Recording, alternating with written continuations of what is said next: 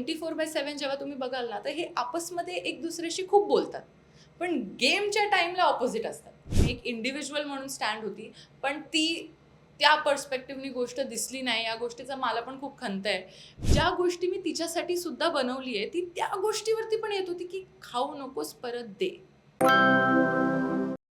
Hello नमस्कार friends, मी मज्जाची Neelam. Big boss Marathi 6च्या घरातून नुकतीच ससा म्हणजे संस्कृती घराबाहेर आली आहे आणि ती माझ्यासोबत आहे. कशी आहेस? हॅलो, हाय. मी खूप छान आहे. तुम्ही कसे आहात? मी खूप छान आहे आणि अगदीच आत्ताच तू म्हणालीस की तुझं ससा हे नाव खूप फेवरेट आहे आणि तुला सगळीकडे ससाच म्हटलं जातं. आम्हाला वाटलं की बिग बॉसच्या घरात तुला हे नाव मिळालं.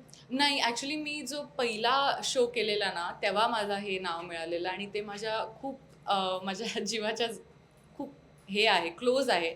म्हणून तो नाव मला आता सगळं पूर्ण जगच त्या नावाने ओळखतं, तर मी तोच नाव पुढे ठेवते. हो, पण लवकरच घराबाहेर आलीस असं नाही वाटत आहे तुला की हे एविक्शनवर तुझं काय मत आहे खरं तर? हां, आय थिंक लवकर तर मी आलीच आहे. नुकताच 3 हफ्ते हे माझं पण एक्स्पेक्टेशन नव्हतं.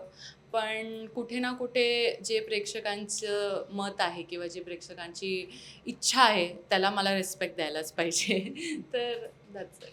या घरात जाताना वाईल्ड कार्ड एंट्री यासाठी सगळेच जण एक्साइटेड होते, पण जसं तुला भाऊ म्हणाले की तू सुरुवातीला चाइल्ड कार्ड म्हणून खेळलीस आणि आता तू घराबाहेर आल्यावरही प्रेक्षक जण अनेक तेच म्हणतायत की तू चाइल्ड कार्ड म्हणून खेळलीस. तर तुझं एकंदरीत यावर मत काय आहे की तुला असं खरंच वाटतं की तू खेळलीच नाहीस? चाइल्ड कार्ड हा कसं झालं ना, की आपलं जो तो फॉर्मॅट आहे आणि जो शो आहे आणि at the end of the day हे मराठी ऑडियन्सचं शो आहे. तर कुठे ना कुठे एक जी आपली पातळी आहे ना, ती सेट आहे. त्या पातळीला जर आपण क्रॉस केलं ना, तर भरपूर वाईट गोष्टी होऊ शकतात. तर मला स्वतःवरती एकच गोष्टीचा एक प्राऊडनेस आहे, की मी कुठलीही पातळी क्रॉस न करता गेम खेळला आणि चाइल्ड कार्ड म्हणावं, वाईल्ड कार्ड म्हणावं, काही म्हणावं, कुठे ना कुठे मी माझे लिमिट्समध्ये गेम खेळला आणि जर ते लिमिट्स मी क्रॉस केले असते तर कदाचित मीच स्वतःला डोळ्यात डोळे टाकून बघू नाही शकली असती. तर ती गोष्ट मी नाही केली. या गोष्टीसाठी मला स्वतःवरती प्राऊड आहे आणि माझी फॅमिली खूप हॅपी आहे, की चाइल्ड कार्ड तर चाइल्ड कार्ड सही. ॲटलीस्ट तू खूपच वाईल्ड कार्ड नव्हतीस आणि एक माझी फॅमिली आहे, एक माझं पर्सनल लाईफ आहे. तर ते सगळं डोक्यात ठेवून कुठे ना कुठे एक पातळी न क्रॉस करणं हे माझ्यासाठी खूप इम्पॉर्टंट होतं. असं आपण जगात सगळं काही करू शकतो. पण काय गोष्टी करायला पाहिजेत आणि किती लेव्हलपर्यंत करायला पाहिजे, या गोष्टीची जाणीव असणं माझ्यासाठी तर खूप इम्पॉर्टंट आहे. हे जपणं कुठेतरी चुकलं असं नाही वाटत आहे, कारण की बाकीचे 2 जे वाईल्ड कार्ड होते ते आम्हाला घरात दिसत होते, पण तू आम्हाला फारशी दिसतच नव्हती. असं तुलाही नाही वाटत आहे आता पाहताना? कसं आहे ना, हा सीझन कुठे ना कुठे एक ग्रुप सीझन आहे, की 2 कट्टर ग्रुप्स फॉर्म झालेले आहेत आणि ते एक दुसऱ्याच्या अगेन्स्ट आहेत. पण कसं आहे 24/7 जेव्हा तुम्ही बघाल ना, तर हे आपसमध्ये एक दुसऱ्याशी खूप बोलतात. पण गेमच्या टाईमला ऑपोझिट असतात. आणि माझा जसा स्वभाव आहे ना, मी कधीच ग्रुपसोबत खेळू नाही शकत. आणि आय थिंक तो माझा सगळ्यात मोठा डिसएडव्हांटेज होता, की मी मिड सीझन घुसलेली ॲज अ वाईल्ड कार्ड. आणि मिड सीझन जर तुम्ही घुसलायत ना, तर तुम्ही स्वतःचा एक स्टँड पॉईंट लगेच इमिडिएटली क्रिएट नाही करू शकत. जसं या लोकांनी पहिल्यापासून केलेलं आहे. तुम्हाला एका ग्रुपमध्ये जॉईन व्हायलाच लागेल फॉर यू टू कंटिन्यू आणि ती गोष्ट मी नाही करू शकत. माझा स्वभावच तो नाही आहे. शेवटी शेवटी पण आम्हाला म्हणजे सुरुवातीला तू टोळीला खूप वाईट बोलत होतीस हे आम्हाला दिसत होतं, पण शेवटी तू त्या टोळीसोबतच बसलेली पाहायला मिळतेस. कसं व्हायचं ना, की माझं त्या घरामध्ये ना सगळ्यात जास्त ज्यांच्याशी माझं बोलणं व्हायचं ते राखी आणि संकेत. आता राखी इंडिव्हिज्युअली खेळायची, पण ती बसायची सगळ्यात जास्त टोळीमध्ये आणि तेच सेम संकेतसोबत व्हायचं. तर इवन दो मला त्या ग्रुपमध्ये नाही राहायचं होतं किंवा मला त्या ग्रुपच्या काही लोकांसोबत माझं निगेटिव्ह बॉन्डिंग होतं, तरी एकटं कोणच नाही बसायला मागायचं. सगळ्यांना बसायचे त्या ग्रुपमध्येच. तर मला आता कोणाशी पण बोलायचं असेल, तर मला तिकडेच जाऊन बोलायला लागणार आणि इवन दो मी त्या ग्रुपमध्ये 4 लोकांशी बोलत नाहीये, मी एका माणसाशी बोलते, पण मी बसली तर त्या एरियामध्ये ना आणि ते घर इन-मिन किती मोठं आहे. 4 तर जागा आहेत तिकडे बसायला मेन आणि तिकडेच लोकं बसायची. तर ते एक मी ऑडियन्स पर्स्पेक्टिव्ह पण अंडरस्टँड करू शकते, की ते तसं दिसणारच, की मी त्यांच्यासोबत बसलेली आहे. पण पर्सनली असं कधीच नाही झालं, की मी टोळीला जॉइन केलेलं किंवा मी टोळीसोबत होती, असं काहीच नव्हतं. मी कुठल्याही ग्रुपमध्ये नव्हती. मी एक इंडिव्हिज्युअल म्हणून स्टँड होती. पण ती त्या पर्स्पेक्टिव्हनी गोष्ट दिसली नाही. या गोष्टीचा मला पण खूप खंत आहे. मे बी मी अजून एक फर्म स्टँड घेतला असता आणि मी नाहीच. कारण की मोस्ट ऑफ द टाईम तसं व्हायचं की मी घरात एकटीच असायची. खायची पण एकटी, बसायची पण एकटी. पण काय होतं ना, की हे लोकं शोज करून आलेत, बिग बॉस करून आलेत. त्यांना माहिती आहे की जर हिला एकटी आपण बसवलं ना, तर हे वन वर्सेस हाऊस दिसणार आणि त्यांना ते अजिबात नाही होऊन द्यायचं. म्हणून ते काय करायचे की मी जर कुठे एकटी बसली आहे, तर तिकडे येऊन आजूबाजूला बसणार किंवा तिकडे आजूबाजूला येऊन बोलणार आणि मग मी तिकडनं सारखं किती वेळा उठून जाणार ना. ते पण कुठे ना कुठे मला नाही पटायचं की अरे सारखंच मी इकडनं उठून जाते, कुठे एकटी बसते आणि हे एकटी बसून पण नाही देत. तर ते एक एन्व्हायरमेंटच तसं क्रिएट झालेलं, ज्यामुळे गोष्टी जसे माझ्या दृष्टिकोनातनं दिसत होते ना, तसे ते स्क्रीनवरती कदाचित नाही दिसून आले. चावी ही खरंच पावरकी असते आणि सगळेच जण त्या पावरकीसाठी धडपडत असतात, पण इतक्या हलगर्जीपणाने विशालकडे ती चावी सोपवणं हे कितपत तुला असं वाटतं की ते घडणंच किती योग्य योग्य होतं? तुम्हाला मजा येईल का मी सांगेन की ही माझी स्ट्रॅटेजीज होती? म्हणजे ही तुझी स्ट्रॅटर्जी होती? नाही, ते खरंच झालेलं. पण मी काय करणार आता? मी नुकताच घरात घुसलेली. माझ्या ड्रेसमध्ये एक पॉकेट नव्हता की मी ती चावी त्याच्यात अडकवू किंवा काय करू आणि माझे बॅग्स आणि सामानसुद्धा नव्हतं आलं अजून घरात. मी नुकताच घरात फक्त फिरत होती, बघत होती. तेवढ्यात एक्स्पेक्टेशनच नव्हती ना की कोण असं काही करेल. माझं त्या पॉइंट ऑफ व्ह्यूमध्ये डोकंच तसं चालत होतं की जस्ट घरात आली आहे, पहिले घर पूर्ण बघू दे, लोकं पूर्ण बघू दे. अजून मला 4 लोकांची मी नीटपैकी भेटलीच नाही आहे आणि ती चावी हातातनं आणि असं पण नाही की मी समोरनं ती चावी दिली ना. नुकताच हात पुढे झाल्यानंतर ग्रिप लूज होऊन ती चावी हातातनं सुटली गेली. तर हलगर्जीपणा मी स्वतः एक्सेप्ट 100% करणार की हलगर्जीपणा जर मी नाही केला असता, स्टार्टिंगपासूनच जरा एक दाखवलं असतं ते की अरे कुठेतरी पटकनच लपून ठेवते. पण ती गोष्ट आय थिंक झाली, त्या गोष्टीमधनं मला शिकायला भरपूर मिळालं. तर कुठे ना कुठे ते एक जो लेसन आहे ना, तो मला नाही मिळाला असता. नंतर मे बी मी कुठे फंबल झाली असती. तर ते होण्यापेक्षा चांगलं की चला पहिल्या दिवशीच काहीतरी मला शिकायला मिळालं आणि माझं तर हेच मानणं आहे, जो होत आहे अच्छे के लिए होता है. तर मी तेच घेऊन चालते. विशाल वाटतं खरंच इतका खेळासाठी धडपड करतोय आणि तो जिंकण्यासाठी काहीही करू शकतो असं वाटतंय? हो. आणि त्याचं कुठे ना कुठे स्वभाव पण तसा आहे की तो स्वतःच्या फायद्यासाठी ना सगळ्या गोष्टी बदलू शकतो. म्हणजे त्याचा गेम कसा आहे की मी हिरो दिसला पाहिजे, हा त्याचा गेम आहे. तर त्याच्यासाठी तो उमेदवारी लोकांना देईल, हे करेल, ते करेल. कारण की त्याला हिरो दिसायचंय, पण तो हिरो आहे नाही. त्याचा स्वभाव हा हिरोसारखा नाही. त्याचे वागणं हे हिरोसारखे नाही, त्याची थिंकिंग ही हिरोसारखी नाही. त्याचा फक्त एक पॉइंट ऑफ व्ह्यू आहे की मी हिरो दिसला पाहिजे. पण जसं आपण असतो तसंच आपण दिसतो आणि हे प्रेक्षकांनाही दिसतं, हे बाकी सगळ्यांना पण दिसत होतं. तर त्याचा गेम आय वुड से एक डिल्युजनमध्ये आहे की मी हिरो आहे आणि मी हिरो दिसला पाहिजे, जो की तो नाही आहे. ते आपल्या सगळ्यांनाच दिसतं कुठे ना कुठे. तो गेमसाठी भरपूर काय करतो. मला फक्त एवढं होतं की जर त्याने ते ओन अप केलं असतं ना, तर तो खूप पुढे गेला असता की चल, तो असा म्हणतो की अरे विलन तर विलन, मी विलन. पण तो त्या पॉइंट ऑफ व्ह्यूनी खेळत नाही. तो पॉइंट ऑफ व्ह्यू हेच ठेवतो की मी तरी हिरो दिसला पाहिजे आणि ते फेक वाटतं. कुठे ना कुठे ते मला खूप फेक वाटतं की तू रडतोयस, तू इमोशनल होतोयस, हे होतोयस, ते होतोयस. जे गरजेचीच गोष्ट नाही आहे. तू जसा आहे तसं डोक्यात ठेवून खेळ. काहीतरी वेगळं दिसायचं म्हणून खेळू नकोस आणि त्यामुळे त्याचा गेम कुठे ना कुठे अफेक्ट होतो. त्याच्या आजूबाजूची लोकं त्याच्यामुळे लांब जातात आणि कुठे ना कुठे ते आपल्याला बघायला सुद्धा आवडत नाही, की यार असा कसं कोण असू शकतं? तर ते एक आहे. हो, तू तर घराच्या बाहेर असताना हा गेम पूर्ण पाहिला होता आणि त्यानंतर घरात गेली. सुरुवातीला तुला असं नाही वाटत की तू फक्त आरडाओरडा करताना दिसत होती? म्हणजे तू विशालसोबत, राखीसोबत, तन्वीसोबत यांच्यासोबत मुद्दे काढून भांडत होती. हे तुलाही असं नाही वाटत की फक्त भांडण हा तुझा गेम दिसत होता? काय आहे ना, त्या घरात कुठे ना कुठे लोकं भांडण शोधतात. ठीक आहे? आणि माझं स्वभाव कसा आहे ना, की जर मी कुठली गोष्ट चालू नाही केली ना, पण मी एंड करणार.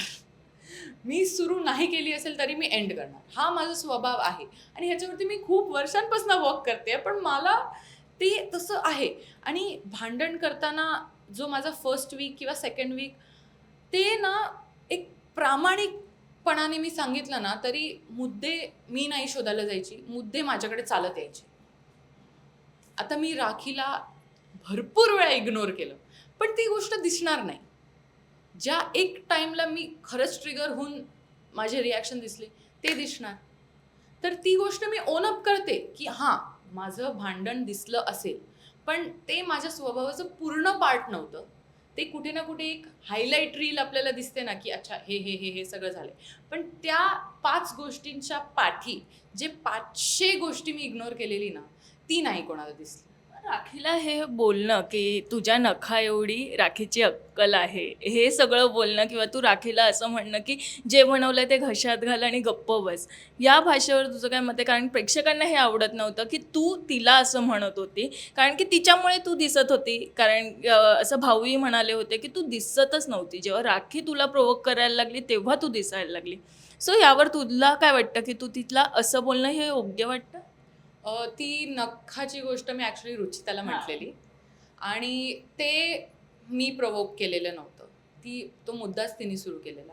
तिने चालू केलेलं ते एंटायर थिंग, की "अरे, तू डम आहेस." माझ्या अभ्यासावरती गेलेली, माझ्या शिक्षणावरती गेलेली आणि तो रिॲक्शन मला जेन्युइन वाटलेला माझा खूप. आणि मला त्या मोमेंटवरती मी जे पण बोलली ना, तर स्वतःचा स्टँड घेऊन बोललेली. या गोष्टीचं मला मी सॉरी नाही आहे. हां, मी अजून बेटर तरीकेने सिच्युएशन हँडल करू शकली असती. पण एक माणूस ना सारखा प्रोव्होक झाल्यानंतर त्याच्या आधी पण सकाळी पण तिने एक मुद्दा काढलेला, खोटा मुद्दा काढलेला जस्ट टू प्रोव्होक मी. आणि त्या गोष्टीवरती विशालनीच तिला झापलेलं, की "कशाला खोटं बोलतेस? कशाला खोटं बोलतेस?" पण जेव्हा माझ्या शिक्षणावरती, माझ्या केपेबिलिटीजवरती कोण प्रश्न उचलणार आणि मी तिकडे गप्प बसणं, हेही मला बरोबर वाटत नाही. तर तिकडे जो मी स्टँड पॉईंट घेतला, आत्ता पण मला त्या गोष्टीचा रिग्रेट नाही आहे. ऑफकोर्स रिअल लाईफमध्ये कोण मला तसं म्हणेल तर मी थोडंसं अजून कंट्रोल्ड इमोशन दाखवीन. पण सारखं प्रोव्होक झाल्यानंतर एका पॉईंटनंतर जो रिॲक्शन निघतो ना, तो निघतोच.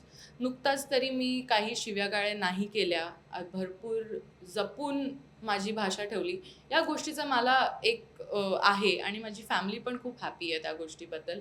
कारण की माझ्या मम्मी-पप्पांनी तेच शिकवलेलं आहे. जर समोरचा माणूस तुमच्यावरती उंगली करतोय ना, तर 4 उंगली त्याच्यावरती आहेत. या गोष्टीचं त्याला लक्ष ठेवायला पाहिजे आणि त्याच गोष्टीचं मी लक्ष ठेवलंय, की जर मी कुठे माझं बोट उचलते तरी आहे, तर 4 बोटं माझ्या तरफ आहे, हे मला लक्षात ठेवून चालायचं. हो. आणि जे मी राखीला म्हटलं, ते पण एका अशा सिच्युएशनमध्ये होतं, की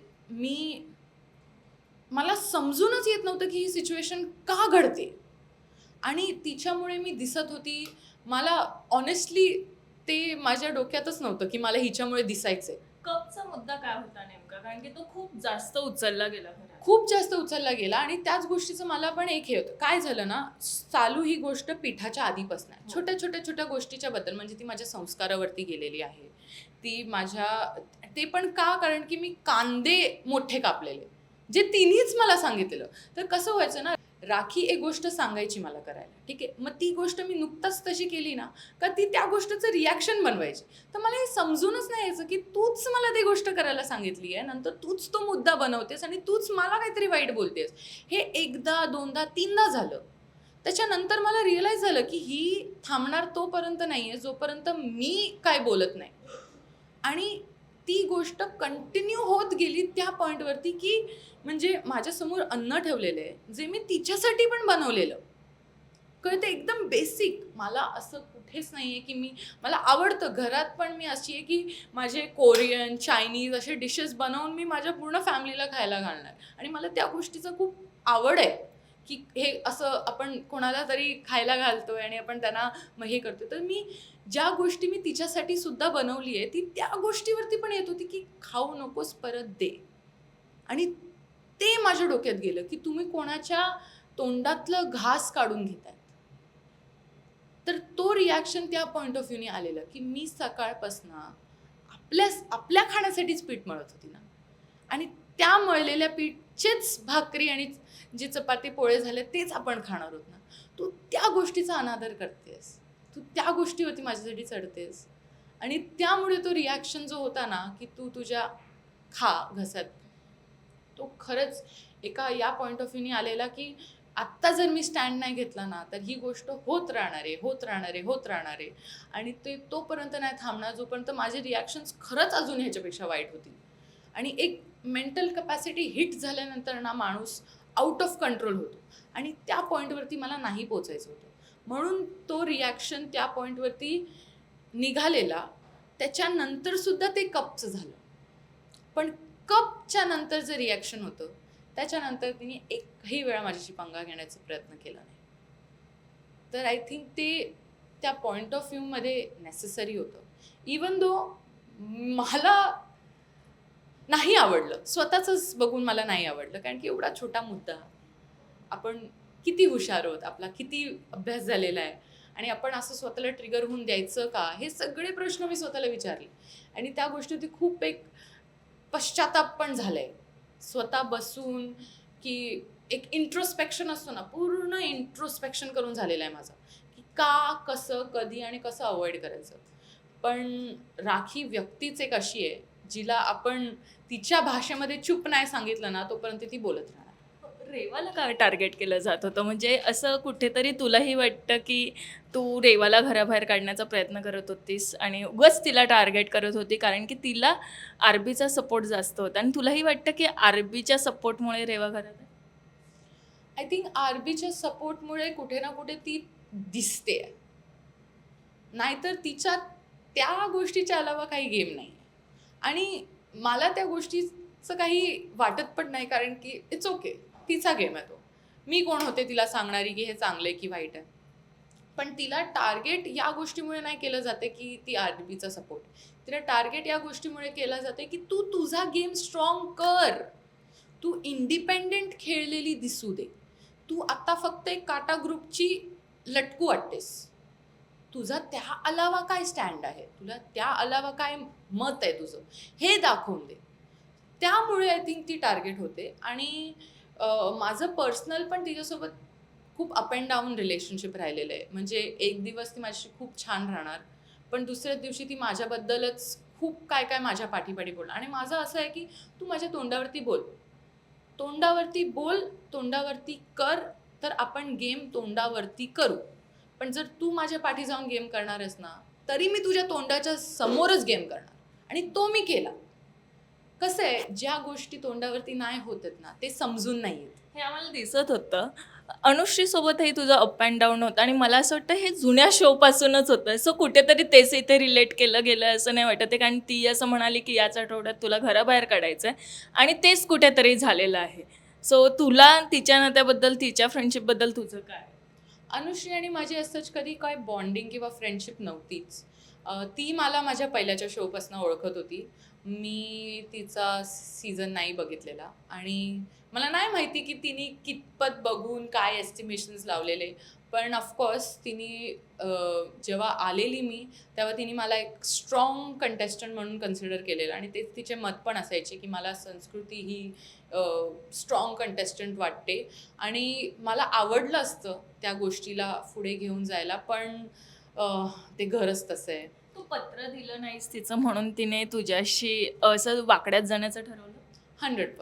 100%. त्याच्या अलावा आय डोंट थिंक असा कुठलाही इन्स्टन्स होता ज्याच्यामध्ये मी तिच्या अगेन्स्ट होती, किंवा मी काय तिचं, माझा जो स्वभावच नाही की कोणाच्याबद्दल बॅक बिचिंग करा किंवा काय करा. माझं जे आहे ते समोरासमोर आहे. तर मला असे लोकच समजून येत नाहीत जे पाठी काहीतरी ग्रज ठेवतात. मी तिला अनेकदा विचारलं पण, की मला तिला विचारावं लागायचं, कारण की ती एवढं गोड आणि एवढं काम तरीकेने माझ्याशी बोलायची. किंवा एक एक असा पूर्ण टाईम झाला जेव्हा मी तिला त्या पत्राच्या इन्सिडेंट्स नंतर मी बसून तिला समजवलंय, पूर्ण थेरपी केली आहे तिची, की तू असं असं हे जरा टेक्निक्स वापर, तुला बेटर फील होईल, हे सगळं झालंय. त्याच्यानंतर सुद्धा जेव्हा मी विचारलेलं तेव्हा तिने मला सेम उत्तर दिलं की ग्रज तर असणारच माझ्या मनात. तर मला ती गोष्ट समजूनच येत नाही की तू समोरासमोर वेगळं वागतेस आणि तुझ्या मनात काहीतरी वेगळं आहे, तर हा असा तुझा गेमच आहे की तुझा स्वभावच तसा आहे हे मला कळून नाही आलं, कारण की माझं जे मनात असतं ते माझ्या तोंडावरती असतं आणि ते दिसतं पण आणि मी दाखवते पण त्या माणसाच्या प्रती. जर मला रेवा नाही आवडत तर ते दिसणारच की मी नाही आवडत.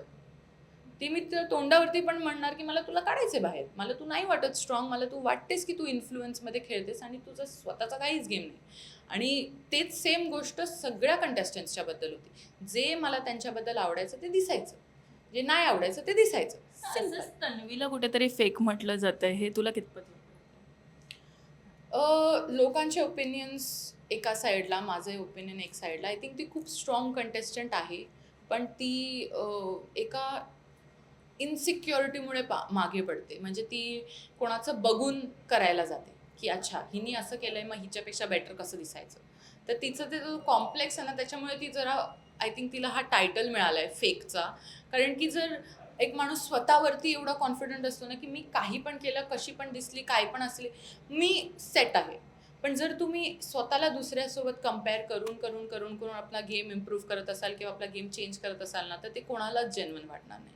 आय डोंट थिंक ती ॲज अ ह्युमन फेक आहे, पण as a player in that house ती तशी दिसून येते. तुला काय वाटतं की तुझ्याहून जास्त वीक या घरात कोण आहे आणि त्याने घराबाहेर निघायला पाहिजे होतं? आय खूप वाईट वाटेल जर मी असं म्हणेन, पण मला तर माझ्यापेक्षा सगळेच वीक वाटायचे ॲट दॅट पॉईंट. कारण की मला कळूनच नाही यायचं की तुमची बॉन्डिंग भलेही दुसऱ्या ग्रुपच्या माणसासोबत एवढी स्ट्रॉंग आहे, पण तुम्ही त्यांच्यासोबत खेळत नाही आहात. ही गोष्टच मला समजायची नाही. किंवा तुम्हाला तुमच्याच ग्रुपमधनं कोण माणूस अजिबात आवडत नाही, तरी तुम्ही त्याच्यासोबत खेळतायत. असं हा कोण करायचं? असे खूप लोक होते. जसं सागरदादाला विशाल अजिबात नाही आवडायचा, पण ते सोबत खेळायचे. इनफॅक्ट तन्वी आणि दीपाली ताईचं पण मध्ये मध्ये खूप हसले, तरी ते सोबत खेळायचे.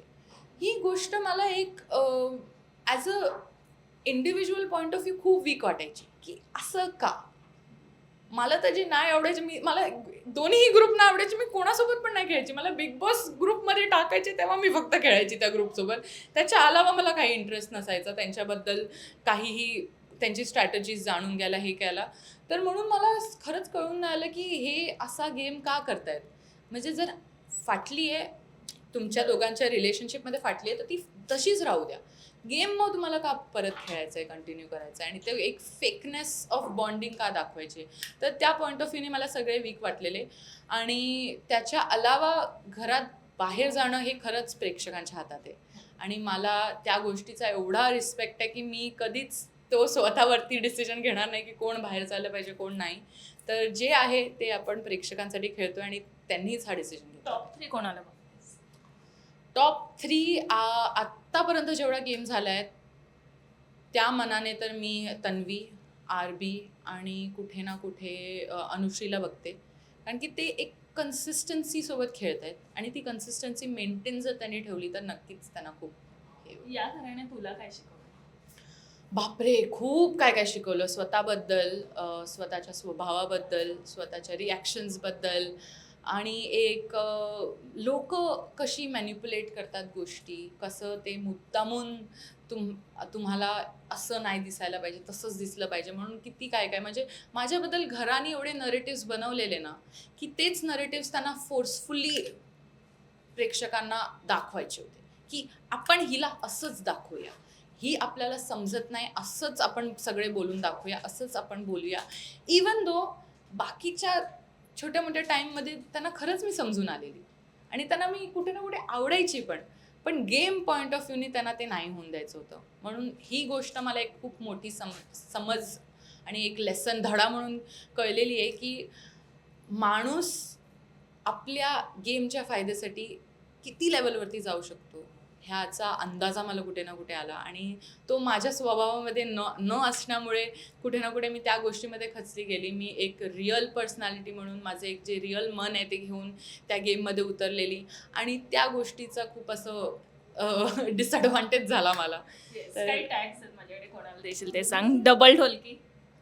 डबल ढोलकी तर अनुश्रीच आहे, ती दोन्ही साईडनी खेळते ॲक्च्युली. रडूबाई?